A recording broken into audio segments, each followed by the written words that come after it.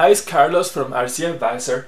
Today I want to talk about tail-heavy airplanes because it can be really hard to tell if a model airplane is tail-heavy. I think I've done first flights on maybe 100 different experimental model airplane designs, so I have to be prepared for anything. And if a model is very tail-heavy, what most likely will happen is that it's going to pitch up when you launch it. And so then I go, okay, it's out of trim. So let me give it some down trim and launch it again, and it pitches up. And in some cases, I end up giving the model a lot of down trim, and I still launch it, and it still pitches up. And if the CG is roughly where it needs to be, that's when I say, something is very wrong here, and I think, oh, it's got to be tail heavy. It's not a trim problem, even though it looked like that. It's really a tail heaviness problem. And if the tail heaviness is not so bad, you are going to be able to get it in trim. But then what happens is that the airplane, it wanders, and it's very sensitive to wind gusts.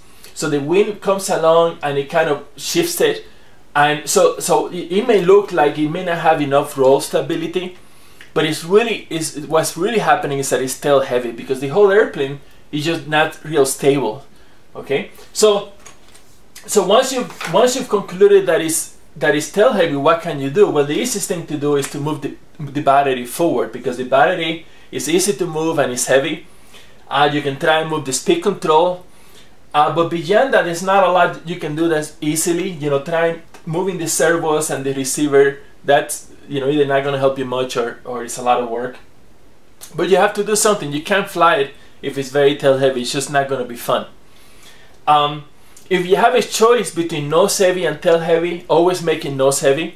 So if you're not sure, just always make it a little bit more nose heavy, because that's a lot easier to deal with. The main problem with being nose heavy is that when you come in for a landing, you may not be able to flare, and that happened to me with Kilo 3D. Because you don't have enough elevator authority. But tail heaviness is just a handful. And if you don't have much information on the design, the safe place to put the CG is 25% of the chord back from the leading edge. And if there's taper and sweep, you have to account for that. But 25% of the chord back, that's about a 10% stability margin.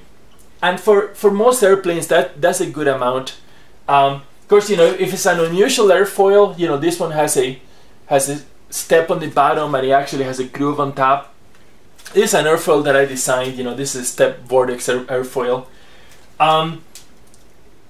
The CG, you could get a big surprise, where the CG needs to be, and you can put it 25% of the chord back, but it really may want to be 50%. Normally it doesn't need to be further forward. It just really needs to be further back.